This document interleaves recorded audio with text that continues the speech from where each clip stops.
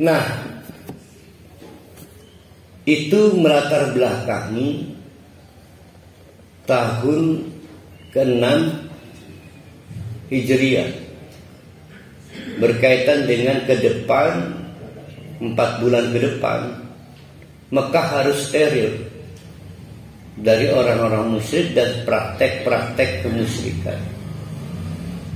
Bapak-bapak, ibu-ibu, perlu diketahui Ka'bah ini dibikin oleh Nabi Ibrahim. Nabi Ibrahim itu anti patung, anti berhala, anti sesembahan. Bahkan Nabi Ibrahim harus mempertaruhkan nyawanya untuk pendiriannya. Dicabut izin tinggal di negara asalnya, dicabut visanya, dan harus berkeliling mengelana sampai ke Mekah. Maka di Mekah itulah dibangun, dan itu rumah pertama Allah. Orang Mekah tahu siapa Nabi Ibrahim, kakek nenek moyang. Masuk akal enggak kemudian di Ka'bah itu ditempatkan ratusan berhala? Jadi sering kita itu menghormati nenek moyang, tapi sebetulnya mengotori sejarahnya. Ka'bah dikotori dengan berhala, segala patung-patung. Padahal dia tahu sejarahnya Nabi Ibrahim, kakek nenek moyang, yang berkelana karena diusir oleh sistem kekuasaan yang musyrik. Sementara Nabi Ibrahim berpendirian tidak boleh ada kemusyrikan. Patung-patung dia hancurkan, bahkan sampai terdampar di Mekah itu. Ya, maka Mekah disebut dengan Bakkah karena nggak masuk akal memutuskan tinggal di Mekah itu, nggak ada sumber daya air kok. Makanya Bakkah. Apa kemarin istilahnya itu, lembah. Kemarin disepakati apa itu? Lembah Lara ya. Lara.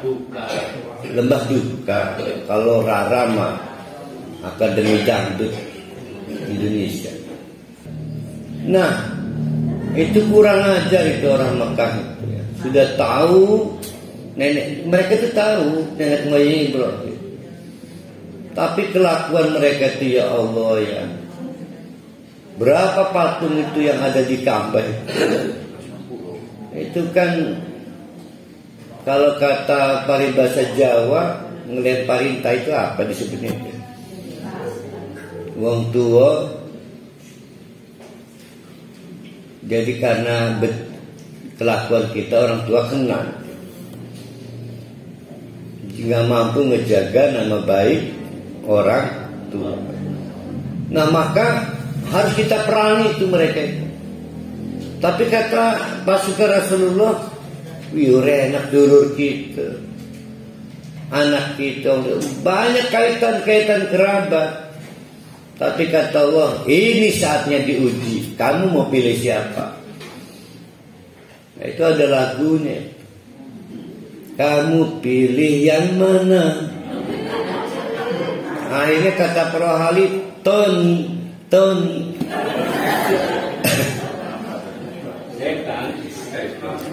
Alhamdulillah bulat dinasihati oleh Allah pasukan Rasulullah. Siap. Nah akhirnya begitu bulat, maka orang-orang Mekah berusaha berargumentasi, membela diri. Sama dengan situasi di teman-teman kepolisian. Kata mereka, nah ini menarik. Ayat ini sering dipinjam untuk, ada 2 ayat ya, dipinjam saya sebutnya. Kata mereka, yang kami lakukan ini kan sebetulnya dalam rangka memakmurkan rumah Allah. Siapa bilang kami ngotori rumah Allah? Jadi memasang patung segala itu memakmurkan. Maka kata Allah, makana lil musyrikina ayyamuru masajidallah.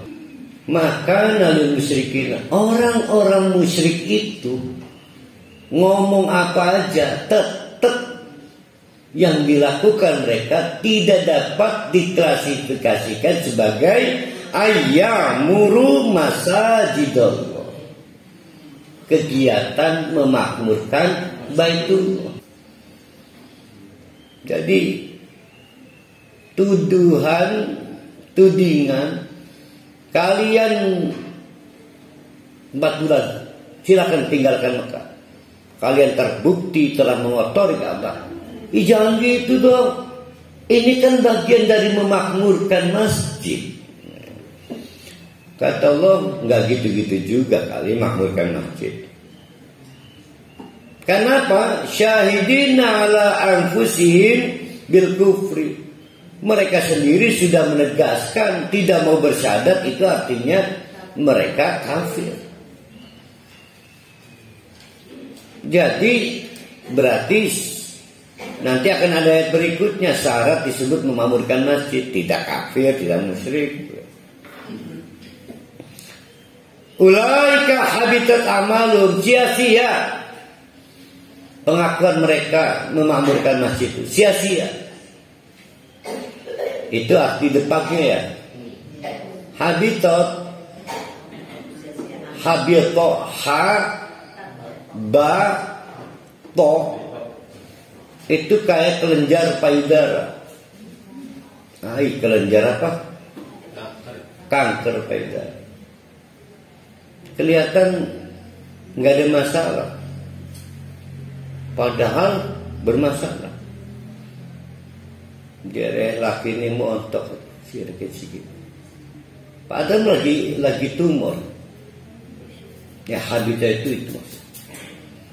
Jadi terlihat kayak lagi menggiurkan payudara, padahal lagi berpenyakit. Cuma di arti gampangnya sia-sia. Padahal arti aslinya bukan begitu. Menimbulkan masalah baru. Habitat. Kelihatannya ibadah, padahal timbul masalah baru. Apa itu? Bid'ah. Jadi habitat itu arti aslinya bukan sia-sia, tapi menimbulkan penyakit baru. Habitat mana itu? Habitat amalhum, amal-amal yang mereka klaim sedang dalam rangka memakmurkan masjid, itu habitat, menimbulkan penyakit baru, yaitu kemusyrikan. Wa finnari khalidun, mereka pasti justru akan menjadi kekal di neraka. Tapi ini yang ramai ya. Yang ini yang ramai. Di masjid itu ini yang ramai. Ya justru itu mereka diberitahu bahwa yang mereka kerjakan akan timbul penyakit baru, habitat. Kalau begitu Allah, kalau kami dianggap salah, keliru, terangkan pada kami yang disebut dengan cara memakmurkan masjid. Innama yang muru, nah itu ayat itu di situ. Innama yang muru masajidallah. Kalau kalian pengen diberi kedudukan kuncen Ka'bah, boleh memakmurkan Ka'bah, maka penuhi syarat-syarat ini. Apa aja Allah? 1. Man amana billah. Kamu harus percaya Allah itu yang harus kamu patuhi. Wal yaumil akhir, kamu juga harus punya ketertarikan untuk masuk surga dan takut masuk neraka.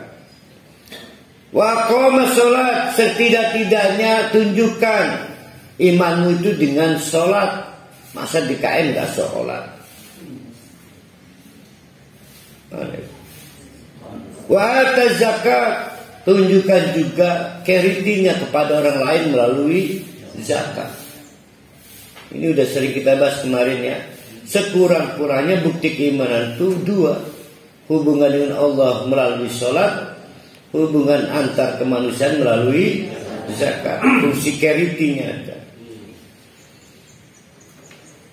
Walam yahsya illallah, dan tidak boleh ada rasa sungkan, kagum kecuali pada Allah. Nggak boleh lagi, ya. Karena kamu ngurus masjid Allah, rumah Allah, bukan ngurus rumah Pak Jokowi, rumahnya Pak Wahidin, Pak Mutabar, Pak Syafrin, bukan. Karena ada beberapa kasus masjid ini masjid Tamarin. Itu kasihan di KN itu. Setiap Jumat datang itu petinggi negara, petinggi daerah. Oh, sibuk. Kamu jangan takut pada mereka, jangan takut pada mereka, kagum pada Allah. Bersihkan masjid bukan karena mereka, karena Allah. Fa'asa ulaika ayyakunu minal muhtadin. Dengan cara begitu, kalau udah punya modal kayak gitu, maka mereka mudah-mudahan dapat petunjuk lanjutan untuk menjadi Islam kafah, Islam yang syumul. Ya, kalau mau Islamnya syumul, modal pokoknya beresin dulu, sholat, zakat, baru Allah kasih petunjuk lanjutan, cara menjadi istri yang baik, cara mendapatkan suami yang baik. Kadang-kadang gak beruntung, istrinya solehah, suaminya cuma mang soleh. Iya, mang soleh, tukang copet pisan. Ya arani mang soleh. Nah, mereka belum mau tuh dinasihati Allah kayak begitu. Tapi kan kami sudah membiasakan diri menyambut tamu-tamu Allah, kata orang Mekah. Enggak, kalian punya 4 bulan. Pilih masuk Islam, tobat, baru beri kesempatan melolak Ka'bah lagi. Kami terbiasa loh menservis tamu-tamu Allah dengan cara memberi minuman gratis. Sampai hari ini kebiasaan mereka. Sampai hari ini. Mereka itu jadi tradisi, bukan ibadah. Masa kami nggak punya unsur pemaaf dan unsur peringan sih? Tetap harus diusir. Aja'altum, apa kalian pikir, kalian jadikan siqayatul hajj, kebiasaan kalian menservis minum orang-orang yang haji, wa imaratul masjidil haram, dan orang-orang yang memakmurkan masjidil haram, itu setara dengan kaman amanah billah wal yaumil akhir, dan beriman kepada Allah dan beriman kepada hari akhir. Enggak seimbang, karena kalian sedang membangun tradisi, bukan membangun keimanan. Jadi memang harus kita akui, orang-orang Mekah ini tradisinya unik, bagus lah. Yaitu menservis tamu-tamu Allah. Sampai sekarang kata Allah nggak cukup, nggak bisa dibandingkan dengan syarat mutlak untuk beriman pada Allah, beriman kepada hari akhir, plus wajahadu, dan berjihad, wajahada fi sabilillah, dan berjihad fi sabilillah. Artinya tidak boleh mengklaim, misal yang dilakukan orang-orang Mekah pada saat itu sampai sekarang lah, menservis jamaah haji itu sebagai jihad fisabilillah, nggak bisa. Artinya tidak semua kebaikan itu jihad fisabilillah. Tidak semua yang kita sebut pengorbanan itu jihad fisabilillah. Bahkan oleh Allah, yang dilakukan orang-orang Mekah itu belum disebut jihad fisabilillah. La yastawuna indallah, tidak bisa disamakan menurut Allah, enggak. Beda. Jadi jadi mereka itu bagus, royal. Kata Allah la yastawuna, enggak sama yang dimaksud Allah, enggak sama. Jadi bedakan antara, ya memang nggak bisa dipungkiri ada orang kafir royal, baik. Tapi di mata Allah belum disebut kebaikan. Wallahu la yahdil qaumad dzalimin. Ingat ya, kalau kalian masih dolim, kalian nggak akan dapat petunjuk. Itu kan orang kafir, ini kan bukan orang kafir. Iya, orang kafir, ini orang Mekah. Mereka ini diancam mau diusir selama tidak menghentikan kegiatan kemusyrikan. Ini kan masih settingnya begitu nih.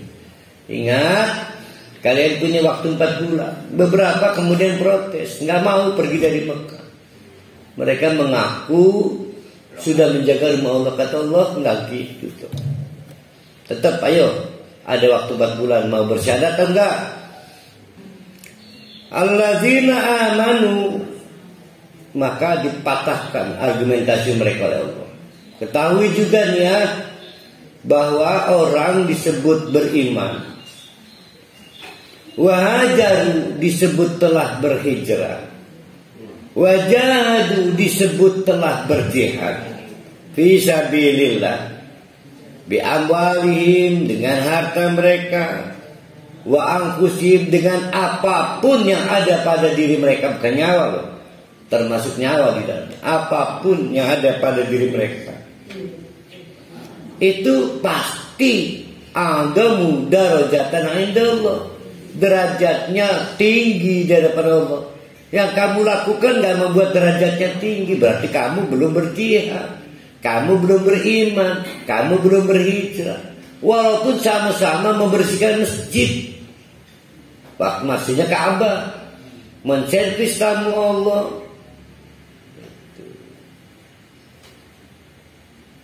Wa ulaika humul faizun, barulah itu disebut orang-orang yang beruntung.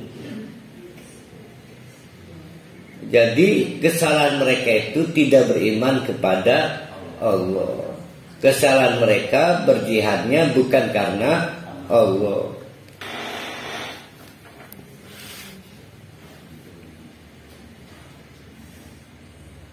Yubashiruhum, orang-orang yang derajatnya tinggi itu pasti akan mendapatkan konfirmasi kabar baik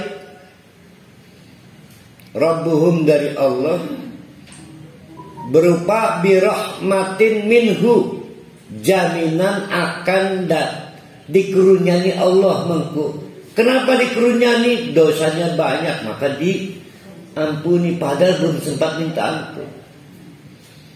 Kecuali dosa syirik.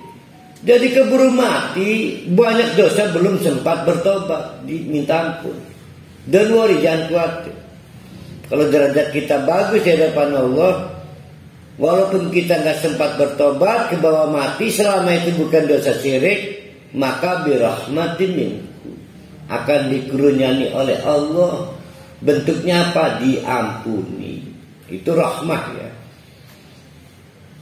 Waridwanin, dan mendapatkan ridha Allah.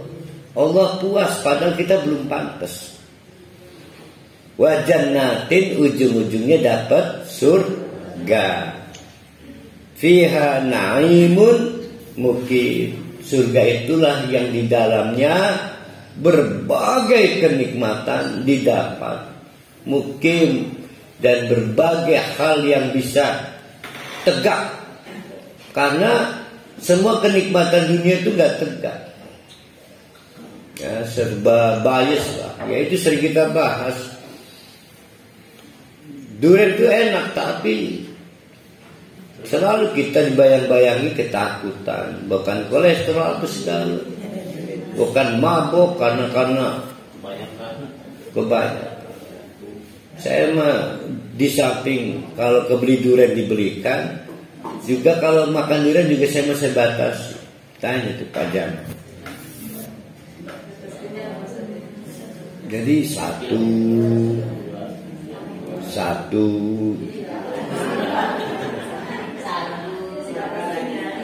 ya mampu membatasi diri, alhamdulillah. Ya, emang ada yang makan durian sekaligus selimut kok.